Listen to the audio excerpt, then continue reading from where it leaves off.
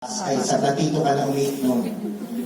Yun sinabi kanina ni Father Leo, plating. Alam niyo yung plating?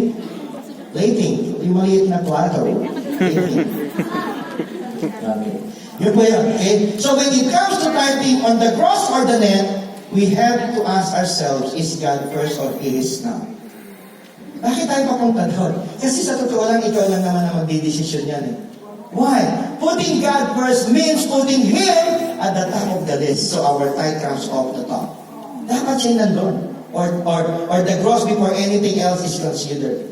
Bahala na doon. Kasi kaya kang nagkakaproblema, unahin mo na ilaw, kuryente, tuition, hospital. Oh, ito na. Napakinggan niyo na ba yung advertisement ng Caritas? Hindi. Pag nakinig ko kayo sa Veritas, ayan. Lumang kaldero, sirang sapatos, bag na may amag. Bigyan na natin ito. Donate natin sa Caritas. Yung mga hindi mo na ginagamit, yun na binibigay mo. Putting God first means putting Him at the top. Okay? Putting God. Bahala ka mag-desisyon. Kung gusto mong bigyan ka ng gross ni Lord o net din. Kasi pagdating sa dulo, yun din siya. Next question. Should I tithe on gifts and donations? Nakatanggap ako, magtatithe pa ako dito, hindi ko naman ito income, hindi naman ito pinaghirapan, binigay lang sa akin. Kaya sumagot. Everything comes from God. Balik tayo sa ulit na God owns it all. Yes? Okay. So should I tithe on the gifts and donations? Yes. 2 Corinthians chapter 9 verse 11 says, we will be enriched in every way so we can be generous on every occasion. We can be generous on every occasion. And being enriched comes in the form of income earned from the work, for the work performed. Pero meron din tayong mga tinatanggap. Okay?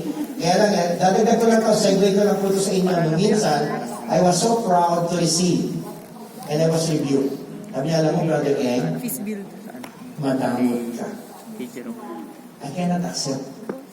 Kasi alam ko, hindi ako madamot. Stricto, pero hindi ako madamot. Hindi, madamot ka. Bakit? Ayaw mong tanggapin yung binibigay ko. Anong kaugnayan sa pagiging madamot? Madamot ka dahil ayaw mong pagpalain ako ng Diyos.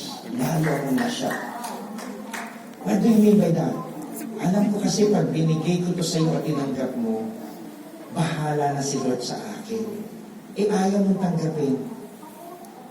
Anong gagawin sa akin ni Lord? Di mo tinanggap. Then I realized I have to also become a generous receiver. Allow people. Kaya ngayon, tinatanggap ko po lahat kahit luma. Anyway. Okay? So we have to put God first. Okay? Get niyo yun? Lahat po ng tinatanggap natin mula sa Diyos. Okay? So next question. Do I need to go into debt to tithe? Mangungutang ba ako para pa mag-tithe? Kung wala akong pera, ba't ka mag-tithe? Di po ba? So is God really first? Who's your priority? If you're putting the Lord first with the tithe, but overall you are going into debt, the problem is not the tithe. The problem is you. Bakit ka nagkautang-utang? Bakit ka nga ba God does not want you to borrow from your future to honor your obedience today. Hindi mo na kailangan gawin yun. Hindi ganun ang Diyos. Diba? Hindi ganun pwedeng tulukan. Sana may mga tanong kayo mamaya tungkol dyan na tinatanong yung sarili ko, ganun ba ako? Kaya parang ginagawa natin obligasyon ang tithe. Again, tithe is trusting God. Tithe is loving God. Tithe is trusting God enough that He knows what He's doing in our lives. Okay? Okay. So, tingnan po natin pag ikaw ay nagbibigay, ito yung problema sa ating tao. Kaya sinasabi ko sa inyo na minsan o madalas gusto natin maunawaan ang gusto ng Diyos. Dahil ang tao talaga. Bakit ko sinabi yun?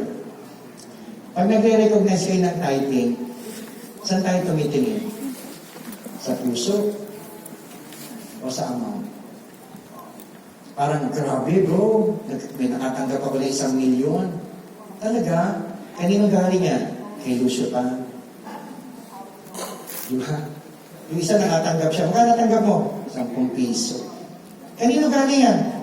Doon sa nagtitinda ng banana cue. Then we honor those who are giving big. Is it tithing? I don't know. It's up to you. Kayo magsabi, it's 10%. Pero yung galing sa puso, nakakalimutan natin. Yun po tinitingnan ng Diyos. Pag nagbigay na po ng recognition on the great tithers and the most committed, tinitingnan po ng Diyos ang puso, hindi po kung magkano ibinigay. Basahin po natin yan. Alam ko, nabasa niya yan sa Mark, di ba, yung the widow's offering? Nabasa niyo ba yan? The widow's offering, it says there, nung binupuri na ni Lord, nung tinignan niya na yung mga tao, sabi niya, truly I tell you, he said, this poor widow has put in more than all the others. All these people gave their gifts out of their wealth, but she out of her poverty put in all she had to live on. Tanong niyo sa akin, bakit niya ginawa yun? Lakasan niyo naman. Gusto niyo ba talaga malaman?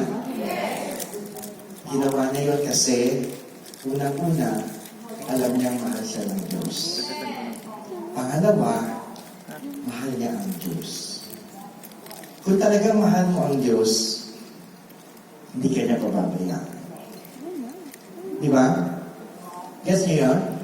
Huwag na po nating isipin kung mahal ka ng Diyos. Kasi ikaw yung nasusukat palagi pag nagbibigay ka na sa Diyos. Gusto ko sana gawin dito ngayon yun. Kaya lang wala akong basket.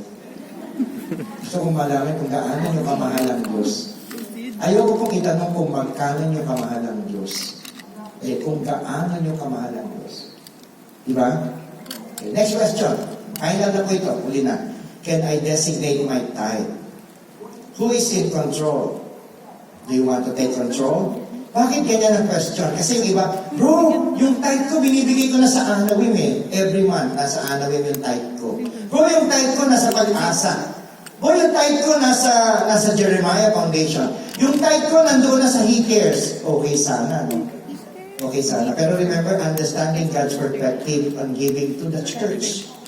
Anawim is just the ministry of the church. Naintindihan niyo ba yun? So don't give to the ministry of the church and you will tell, nagtatithe na ako.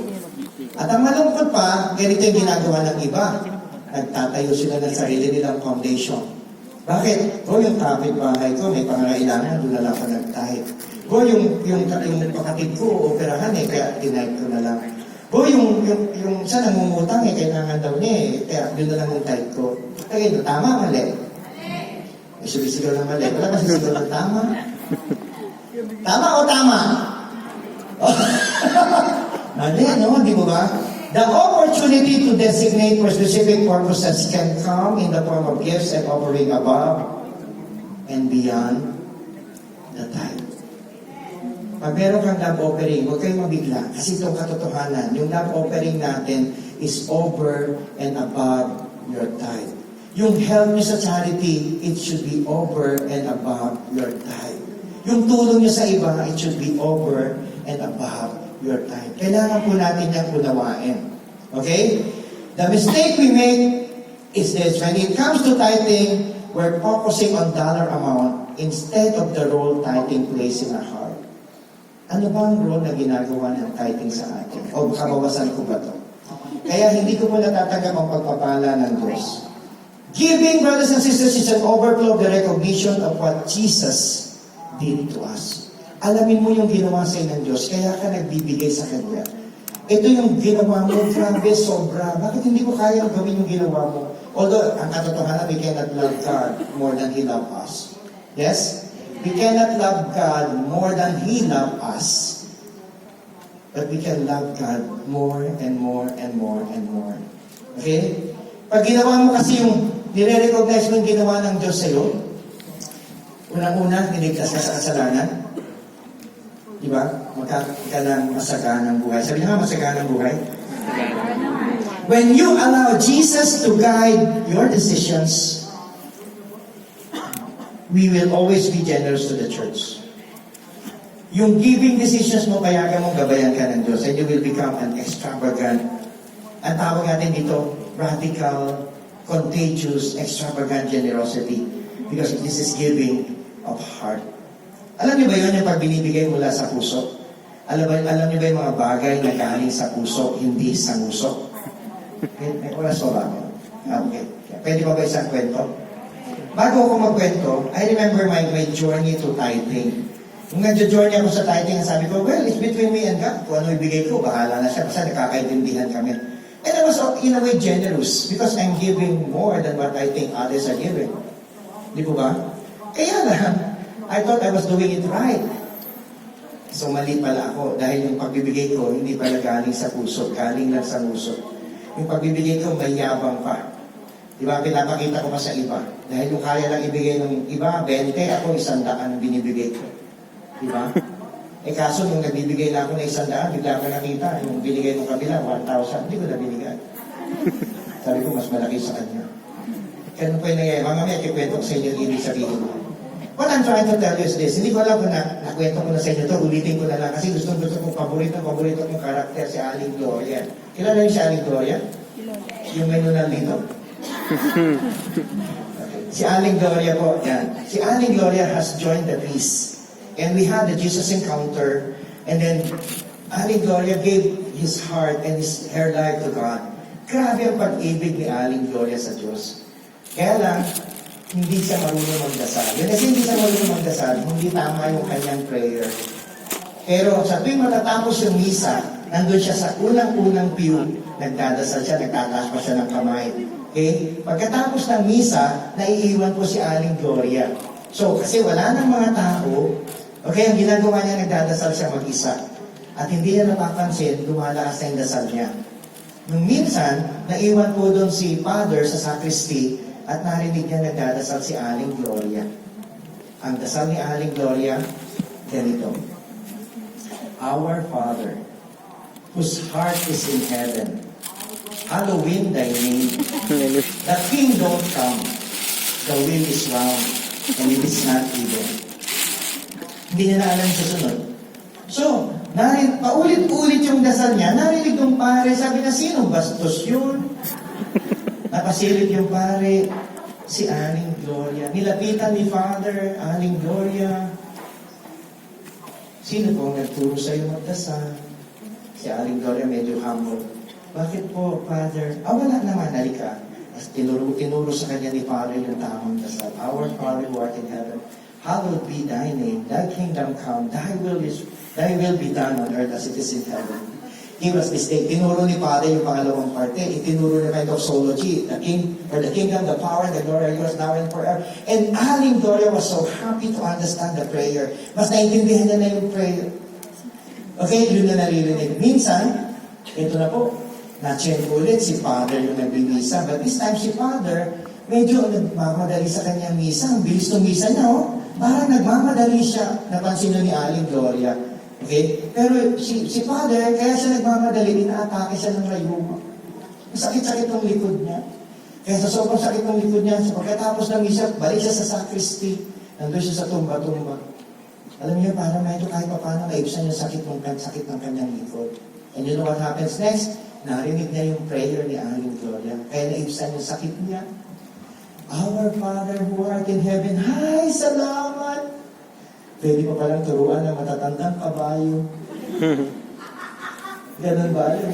Tapos, ito na. Tapos bigla na lamang, after, kasi si Aling Gloria just repeats her prayer. Paulit-ulit talaga siya. Sanay siya rin eh. Because repetition is the mother of all teaching. And that's why you don't have to ask why we repeat our prayer. We have to paulit-ulit tayo para sa atin yan. So yun na. Biglang nung umuulit na si Aling Gloria, bigla na lamang bumalik sa Our Father, whose heart is in heaven, hallowed thy name. The kingdom come. The will is round, and it is not even. Narinig ni Father, visit na visit siya. Ay, buisit! Nagkagalit siya, kaya hindi siya makatayo dahil bumalik ang sakit lalo ng kanyang likod. Pero nung narinig yun ni Father, nagkaroon ng konting katahimikan.